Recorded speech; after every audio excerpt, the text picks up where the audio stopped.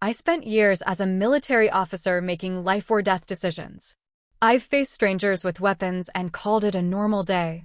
I came home from Grandpa's funeral in uniform, sitting in my car outside my parents' house, trying to slow my breathing. Not because I was afraid of what I'd find. Because I already knew. The papers were ready. The concern rehearsed. The candles lit. They thought I was coming home to grieve. They thought I was coming home to grieve. They didn't realize I'd spent the morning at Lockbox 447, reading the letters Grandpa left behind. Letters that explained exactly how my family planned to take my inheritance. They had a plan. They just didn't know I'd been warned. Let me back up. 3 days ago, I stood in a funeral home that smelled like furniture polish and cold air conditioning, staring at my grandfather's casket. He'd served in Korea. I'd followed his path into the army. We understood duty in a way my mother never did. After the service, his attorney handed me a small brass key on a plain ring. Lockbox 447 at First Union Bank, he said quietly. He wanted you to open it alone. I drove there that same afternoon. The bank smelled like new carpet and toner. The safe deposit room was silent except for the hum of fluorescent lights and the mechanical click of the lock turning. Inside the box, a handwritten letter on his personal stationery, a printed stack of emails highlighted in yellow marker, and a USB drive labeled in his shaky handwriting, for emergencies only. I read the letter first. By the time you read this, I'll be gone. I'm leaving you the house, the savings, and the land your grandmother and I bought in 1968. Your mother will try to delay the transfer. She'll say it's complicated. She'll say you need help. She'll frame it as concern. It's not. I've included proof. Read it before you see them. And remember, you don't owe anyone access to what I built for you. My hands shook as I unfolded the emails. The first one was from my mother to a probate attorney, dated 11 days before my grandfather died. We'd like to explore options for delaying estate transfer to my name. Given her deployments and stress history, we believe a competency evaluation and temporary executor appointment would be appropriate. My grandfather had highlighted one line in yellow. Temporary appointment gives us 6 to 12 months of control. He'd known. And he'd made sure I would too. I walked into my parents' house the next evening with the letter folded in my jacket pocket and my face carefully neutral. The living room smelled like vanilla candles and coffee that had been sitting too long. Too warm. Too staged. My mother hugged me at the door, tight, lingering, performative. How are you holding up, sweetheart? I'm managing, I said quietly. My stepfather gestured to the couch. Sit. We need to talk about some things. I sat. My brother was already there, legs crossed, phone in hand, but screen dark, listening. My sister stood near the kitchen, arms folded, face set in careful concern. My mother sat beside me, too close, and took my hand. We've been talking, she said softly, about Grandpa's estate. I didn't speak. I just waited. My stepfather leaned forward. It's complicated. There's property, accounts, tax implications, legal filings. My mother squeezed my hand. You've been under so much stress. Deployments, loss, grief. We don't want you to have to carry this burden alone. Burden. There it was. My brother chimed in, voice easy and casual. We're just saying, let us handle the executor stuff. You sign a delegation form, we manage the process, and when it's all settled, you get everything. No stress. My sister added, quieter, it's what families do. I let my shoulders sag. Let my voice come out tired. I don't really understand estates. It does sound complicated. My mother's grip tightened, just slightly. Exactly. So, let us help. I nodded slowly, like I was thinking it over. Can I see the paperwork first? Just so I know what I'm signing. My stepfather's jaw tightened for half a second. Of course. We'll have it drawn up by tomorrow. Tomorrow. A timeline. A trap with a countdown. I looked down at my hands and nodded. Okay, if you think that's best. Inside, something locked into place. Not anger. Clarity. That night, I stayed in a hotel. Not the guest room. Not their house. A Holiday Inn 12 miles away with a door that locked from the inside and a parking lot I could see from my window. I spread the documents from the lockbox across the bed. The email chain wasn't just one message. It was months of planning. March 14th, my mother to attorney. Can we request a psychological evaluation as part of probate? She's been overseas multiple times. PTSD is common. March 22nd, attorney response. Possible, but requires medical documentation. Easier route, file for temporary executor status citing beneficiary unavailability or complex asset management needs. April 3rd, my mother. How long does temporary status last?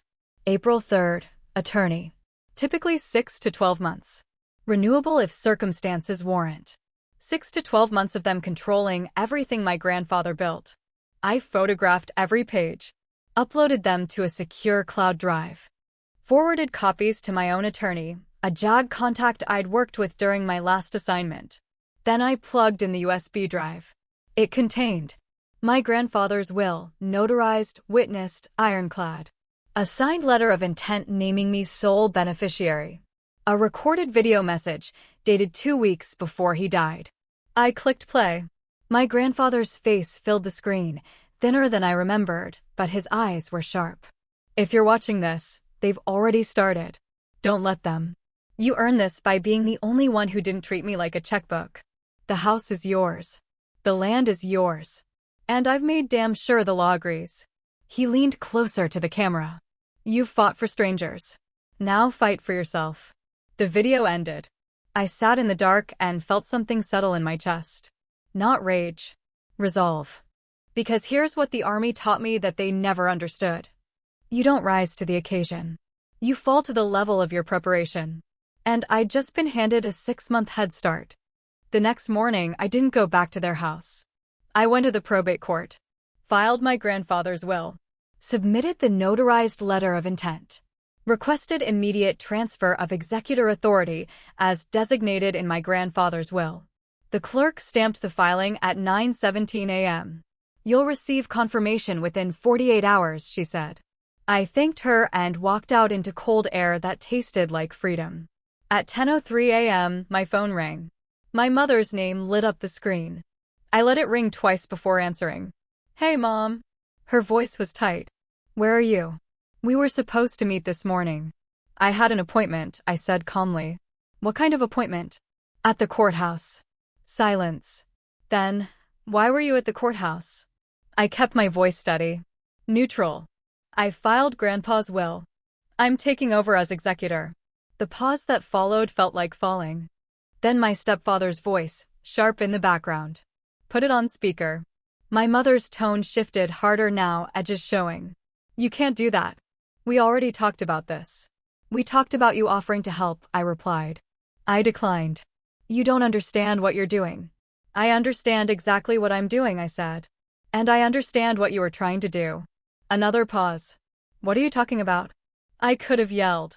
Could have accused. Could have burned it all down. Instead, I just said it plain. I found the emails, Mom. The ones to the attorney. March 14th through April 3rd.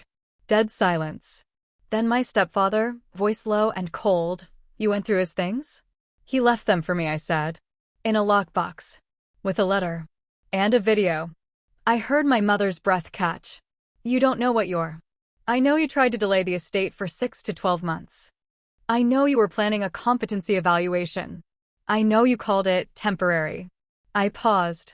Temporary never means temporary. My mother's voice cracked.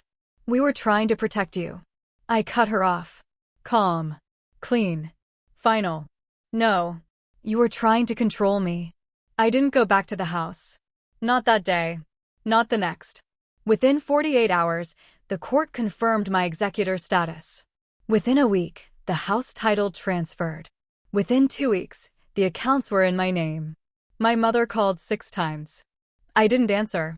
My stepfather sent 2 emails with subject lines like, "We need to talk," and "This isn't over." I didn't respond. My brother texted, "You're being selfish." I blocked the number. 2 weeks after that, I drove to the house, my grandfather's house, my house now, and walked through it alone. It smelled like old wood and his cologne and 60 years of memories. I stood in the kitchen where he used to make terrible coffee and tell me stories about Korea, about duty, about standing your ground when the world told you to move. And I made one decision. I wrote a single email and sent it to all of them. Subject: boundary. Going forward, any communication regarding the estate must go through my attorney. I will not be discussing this privately. I will not be justifying my decisions. I will not be made to feel guilty for protecting what Grandpa left me. If you want a relationship with me, it will be built on honesty, not control. If you can't do that, I understand. But I'm done being the difficult one for refusing to be managed. I hit send. And then I sat on the porch, my porch, and watched the sun set over the land my grandparents bought in 1968. This was the land they'd built. The land I now owned. The land they trusted me to protect. Not because I was easy. Because I was theirs.